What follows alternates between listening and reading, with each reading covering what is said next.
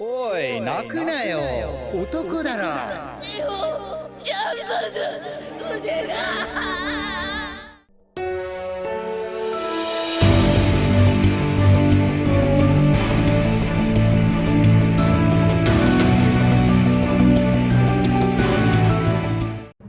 이스트블루 고아 왕국 후샤 마을에서 태어난 루피는 전 세계를 모험할 수 있는 해적을 동경하며 바다로 나가고 싶어 했지만 6살 때 샹크스가 이끄는 빨간 머리 해적단을 만나 바다의 가혹함과 자신의 무력함 그리고 샹크스란 사나이의 위대함을 알게 되며 언젠가 이런 사나이가 되고 싶다고 가슴 깊이 다짐하게 됩니다.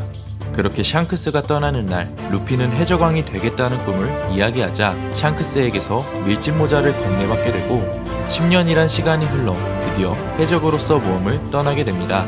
이후 루피는 차례로 동료들을 영입해 밀짚 모자 해적단을 결성하게 되고 나아가 수많은 해적들을 상대한 끝에 마침내 세계 최강의 생물이라 불리는 대해적 사왕 카이도와 결전을 벌일 수 있을 정도로 성장할 수 있게 되었는데요. 그래서 이번 영상은 어린 시절 해적을 동경하며 해적왕의 꿈을 키웠던 루피가 지금까지 마주한 일부 기준 최강의 해적들은 누가 있는지에 대해 알아보겠습니다.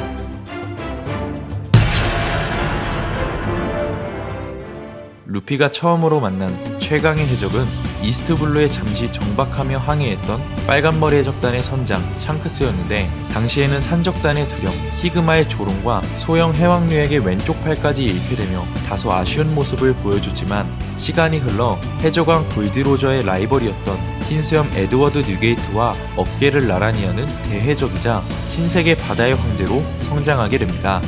또한 버기와 함께 어렸을 적부터 로저 해적단 견습으로 입단한 샹크스는 버기의 고열로 로저의 마지막 항해에는 따라 나서진 못했지만 어느 정도 세계의 진실을 알고 있는 대해적이 되었고 세계 최강의 검사 미호크와는 라이벌 관계이자 정상전쟁 당시 해군대장 아카인의 주먹을 막아내는 등 샹크스는 현재 세계관 내에 손꼽히는 강자라는 것을 알 수 있었습니다.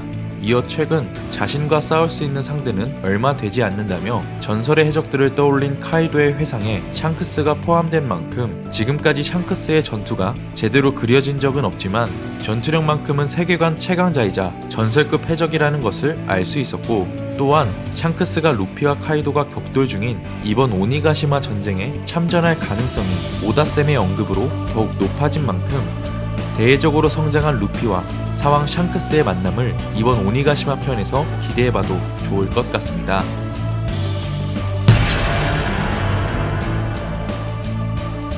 밀짚 모자 해적단을 결성하며 차례로 동료들을 영입하던 중 루피는 위대한 항로에서부터 이스트블루까지 클라크 해적단을 쫓아온 세계 최강의 검사 미호크를 만나게 됩니다.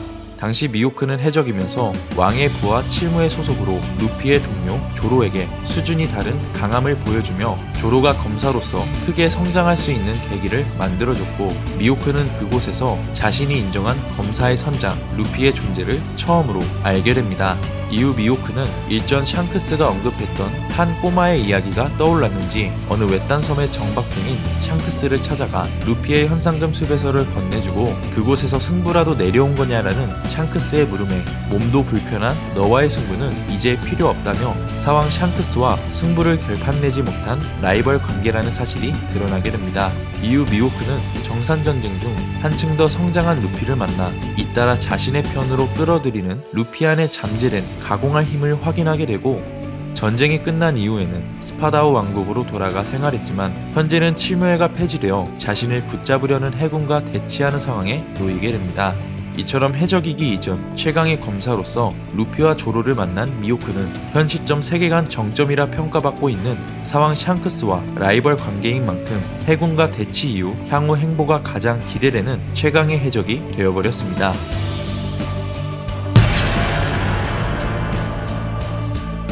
해적왕 골드로저의 또 한 명의 라이벌인 금사자 시키는 과거 가프와 센코쿠와의 결전에서 패배해 임페다운 레벨 6 무한지옥 철창에 수감되었지만 로저가 죽었다는 소식을 듣게 되자 바다의 지배자인 해적의 진정한 모습을 보여주겠다는 다짐으로 역사상 최초 임페다운 탈옥에 성공하게 됩니다. 그렇게 로저, 흰수염과 어깨를 나란히 한 전설의 해적 금사자 시키는 임페다운 탈옥 이후 단신으로 마린포드를 공격하며 자신의 건재함을 과시했고, 이어 자신의 능력으로 여러 개의 섬을 뛰어올린 스트롱 월드에서 스릴러 바크 편 이후에 밀짚 모자 해적단을 이끄는 루피와 마주하게 됩니다. 그렇게 루피는 사왕 샹크스와 최강의 검사 미요코보다 먼저 정점을 찍었던 최강의 해적 금사자 시키를 만나게 되었고, 비록 극장판 기준 금사자 시키가 루피에게 패배하긴 했지만 전성기 시절엔 해적 대함대를 이끌며 강인한 생명력과 역대급 능력으로 마린포드 절반을 혼자서 파괴시킬 만큼 저력 있는 모습을 보여줬기에 부정할 수 없는 최강의 해적이라는 사실을 알 수 있었습니다. 또한 현재 진행되고 있는 원작에선 금사자 시키가 녹색적단 출신이라는 새로운 정보가 공개된 만큼 극장판에선 루피에게 패배해 해군에게 체포되었지만 극장판을 평행우주라고 생각해본다면 원작에선 임페다운 탈옥 이후 금사자 시키의 또 다른 정보와 행적들이 녹색적단에 숨겨진 비밀과 함께 추가적으로 공개될 가능성도 있어 앞으로 원작에서 재등장할 수 있는 전설의 해적 금사자 시키의 행보를 기대해봐도 좋을 것 같습니다.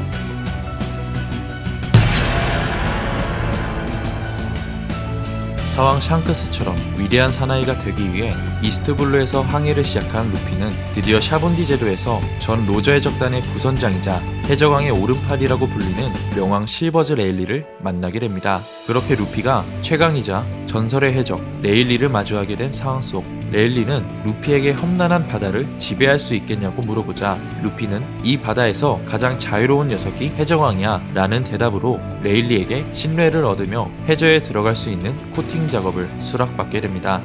그렇게 시작된 전설의 해적 레일리와 루피의 인연. 레일리는 정상전쟁 이후 다시 한번 동료들을 만나려는 루피의 입장을 고려하며 향후 모험에도 도움을 주기 위해 2년이란 시간 동안 기초를 튼튼히 다져 모든 패기를 고루 사용할 수 있게끔 루피의 성장을 도운 참된 스승이 되어주었고, 레일리는 지금도 해군에게 인정받는 전설의 해적이자 현역 해군대장마저 상대할 수 있으며 엄청난 체력으로 칸벨트를 헤엄쳐 여인섬까지 갈 수 있는 모습도 보여주었기 때문에 오랜 세월이 흘러도 그 강함을 유지시킨 루피가 만난 최강의 해적임을 알 수 있었습니다.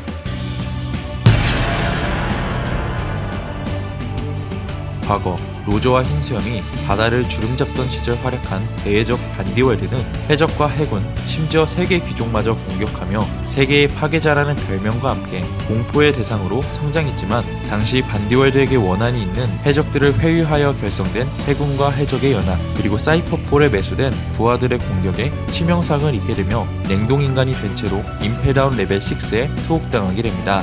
그렇게 30년이란 시간이 지난 후 반디월드는 임페다운을 침공한 검은 수염의 도움으로 냉동인간 상태에서 벗어날 수 있게 되었고, 다시 한번 월드 해적단을 결성해 자신을 가둔 세계 정부에게 복수하기 위해 움직이기 시작합니다. 한편 그 시점 루피는 레일리를 통해 수행의 시간을 갖고 있던 중 칠무의 보아 행콕을 인질로 삼으려는 과거 최강의 능력을 지닌 대해적 월드를 만나 1차전 대결에서 무력하게 패배하게 되었지만 이후 다시 한번 월드와 격돌하게 된 루피는 월드의 만행에 끝내 폭발하며 엄청난 기세로 압박해 과거 최강의 해적을 상대로 승리할 수 있게 됩니다.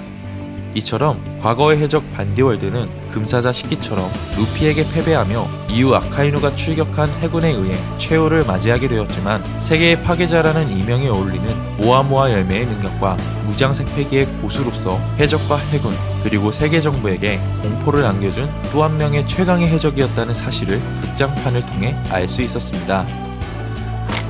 이번 영상은 여기까지입니다. 시청해주셔서 감사합니다.